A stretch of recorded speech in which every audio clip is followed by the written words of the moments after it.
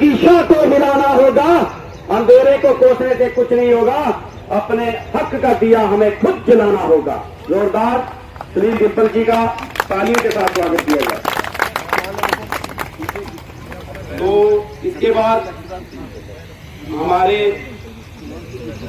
सरताज Ahmed agriculture all delegation president, लेकिन सरताज अहमद भाई से रिक्वेस्ट की जाती है प्लीज 2 मिनट से ज्यादा ओनली फॉर 2 मिनट।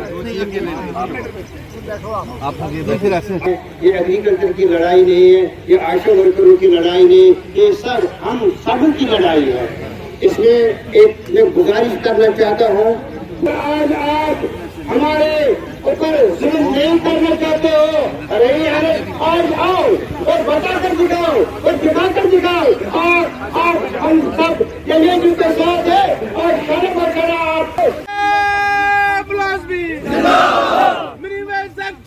लागू करो, लागू करो, लागू करो, एक्ट को लागू करो, लागू करो, लागू करो, सफाई कर्मचारी एक्ट को लागू करो, लागू करो, लागू करो, सभी होम गार्ड को रेगुलर करो, रेगुलर करो, रेगुलर करो, जम्मू कश्मीर के तमाम अनरेगुलर्स को रेगुलर करो, रेगुलर करो, रेगुलर करो, आवाज दो, आवाज दो, आवाज दो, आवाज दो, मेहनत हमारी, लूट तुम्हारी नहीं चलेगी, नहीं चलेगी, हमारी, लूट तुम्हारी नहीं चलेगी, नहीं चलेगी, Jammu Kashmir casual labour United front जिंदाबाद, जिंदाबाद, Jammu Kashmir casual labour United front जिंदाबाद, जिंदाबाद, आवाज दो, आवाज दो। बहुत बहुत शुक्रिया सारे साथियों, बहुत बहुत शुक्रिया। जोरदार तालियों के साथ स्वागत किया जाए। कदावर नेता बाबू मलिक जी, कुलवंत सिंह जी, समयाल साहब, यशपाल जी, मेरे सामने युवा नेता तनवीर, दविंदर जी, मेरे साथ बैठी हुई कमला बहन होमगार्ड की, रजनी 10+2 की लेक्चरर नेता, और इनके साथ मेरी तमाम बहनें जो बैठी हुई हैं। आज आपको सबसे पहले बड़ी मुबारक है कि आपने 2 दिन का आह्वान किया था। तनवीर, दविंदर, बाबू मलिक जी, कुलवंत जी, आपको सबसे बड़ी मुबारक कि आप इतने कामयाब हो गए कि भले ही आप कहते हैं कि अभी यहाँ पे सिर्फ ओहदेदारान हैं, अगर अवाम को आप बुला लेते तो क्या हाल और क्या जन से लाभ आता, इसका अंदाजा भी सरकार को नहीं है। और सबसे बड़ी बात तो यह है कि आपने ये महापंचायत खड़ी करके कई लोगों की नींदें हराम कर दी है। तालियां दो, आवाज दो। और किनकी नींदें हराम हुई है वो सारी तफसील मैंने दविंदर के मुख से और तनवीर के मुख से सुन ली है, समयाल के मुख से भी सुन ली है और बाबू मलिक जी के मुख से भी सुन ली है। अब मैं उस तरफ नहीं जाना चाहता हूं। हम सारे मिलकर के इस रियासत में, मैं वहां से शुरू करूंगा जिस दौर से हमसे ये बर्बादी शुरू हुई। 5 अगस्त 2019 के बाद, 2014 के बाद हमारे नरेंद्र मोदी जी की सरकार थी, केंद्र में यही प्राइम मिनिस्टर, यही होम मिनिस्टर साहब थे। मैं उनका विरोध नहीं कर रहा हूं, मैं हकीकत बता रहा हूं, सच्चाई बता रहा हूं, मैं सियासत नहीं कर रहा हूं।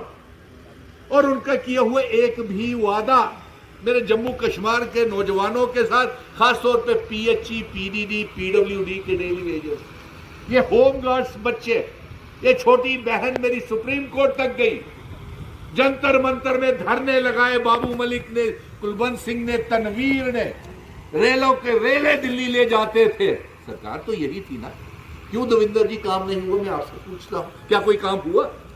नहीं हुआ। और फिर जम करके सियासत इनके ऊपर की, रजनी आप लोगों के ऊपर, आप भी बड़ी तड़पी, चिल्लाई। मैं देखता था प्रेस क्लब के बीच में, जब तनवीर, बाबू मलिक साहब, ये तो बहुत बड़े कदावर नेता, मुलाजिमों के नेता थे, जब इनके दौरान, जब ये नौकरी में थे, तो बड़ी बड़ी एजिटेशन और बड़े बड़े फायदे, कुलवंत मेरा युवा काल का मित्र है, और बड़े बड़े फायदे मुलाजिमों को इनको करवाए। मैं खुद गवाह हूं इस बात का, मैंने खुद फाइनेंस डिपार्टमेंट में भी थे यार, मैंने बड़े बड़े इनकी एजिटेशनें देखी। और लेकिन ये बर्बादी का तब शुरू हुई जब ये 11 साल में ये मोदी जी की हुकूमत आई। तो मैं साफ कहता हूं, आपने कोई भी वादा हमारा पूरा नहीं किया, और यहां तक कि हमारी रियासत को तोड़ करके मामूली सा यूनियन टेरिटरी बना दिया, और उसकी आर्टिकल 370 छीनने के बाद तो जम्मू कश्मीर को जो ख्वाब दिखाए गए थे वो सारे के सारे आपने बुरी तरह से, आप यकीन करें बाबू मलिक जी, कुलवंत जी, तनवीर, मैं आपको बताऊं कि होम गार्ड्स ये बेचारी 90-96 से लगी हुई है, मैं गवाह, वो मुबारक मंडी में धरने, कई कई दिनों तक धरने, वो ना जाने वो बच्चे, वो नौजवान, वो अभी जो थे, है कोई हाथ खड़े कर, ये है मुबारक मंडी के बच्चे, और इनके साथ सैकड़ों और, ये अभी चंद आपने कहा ना, अभी तो ये ट्रेलर है, छोटा सा हो रहा है, और अभी उनकी नींदें हराम हो गई हैं जो मुफ्त के नेता और ठेकेदार बन करके बैठे हुए हैं। हाँ? और जब ये सरकार के लिए, आपको याद करें कि जब कोई नहीं बोलता था जम्मू कश्मीर रियासत के दर्जे की वापसी को लेकर के, एब्रोगेशन ऑफ आर्टिकल 370 के खिलाफ 370 वापस किया जाए हमारी रियासत, हमारा वजूद, मेरे बच्चे बेरोजगार हो रहे हैं, तो mission statehood wide Sunil Dimple उस समय कई बार गिरफ्तारियां, धरने, प्रदर्शन, भूख हड़तालें, और जेलों में हमें भर दिया गया। गुनाह क्या था? आपने जिस तरीके से हमारा स्टेट सब्जेक्ट खत्म किया, जिस तरीके से हमारे मलिक साहब हमारी रियासत तबाह की, उसका ये नतीजा है कि आज बच्चे बेरोजगार हो गए। और आपको एक और बात बताऊं, यही तो, ये तो मेरी कंट्रेक्चुअल लेक्चरर की बहन बैठी हुई है रजनी, बहुत चिल्लाई, कोई इंसाफ नहीं दिया, भूखे प्यासे, जब ये इंसाफ की मांग करते थे ये डेली वेजर्स, ये मलिक साहब या कमला, छीन छीन के इनको घसीट घसीट के जेलों में भर दिया जाता था, लाठी चार्ज। मांग क्या रहे थे कि हम काम करते हैं, हमारी तनख्वाहें बढ़ाई जाए, यही थी ना, पक्का किया जाए, कोई पॉलिसी तो बनाई जाए। आज तक वो पॉलिसी नहीं बनी। तनवीर, तू तो गवाह है, सारे के सारे नेशनल यूथ कॉर्प्स के बच्चे, रहबरे खेल, जंगलात, सेहत, पीएचई, पीडीडी, पीडब्ल्यूडी के daily wagers, land donors, SRO 43 के बच्चे, और उसके बाद contingent paid workers, home guards, anganwadi workers, जिनकी आप लोग नुमाइंदगी कर रहे हैं, एग्रीकल्चर के, जंगलात के, किसी को इंसाफ नहीं दिया। और हमने जब रियासत की जंग 5 अगस्त 2019 के बाद 30 सितंबर से पहले चुनाव करवाने की जंग, सिर्फ मेरे साथ तमाम पॉलिटिकल नेताओं को इकट्ठा किया, मैंने महबूबा को भी बिठाया, डॉक्टर फारूक अब्दुल्ला साहब को भी बिठाया, नेशनल कॉन्फ्रेंस, कांग्रेस, सड़कों से लेकर सुप्रीम कोर्ट तक गए, और वहां से रियासत के दर्जे की वापसी। अभी तक रियासत नहीं दे रहे, ये नहीं देना चाहते हैं जम्मू कश्मीर के लोगों को रियासत, ये जम्मू कश्मीर के लोगों को गुलाम बना करके रखना चाहते हैं, उनकी दरबदरी के ऊपर इनको खुशी पहुंचती है। क्यों नहीं दे रहे हमारी रियासत?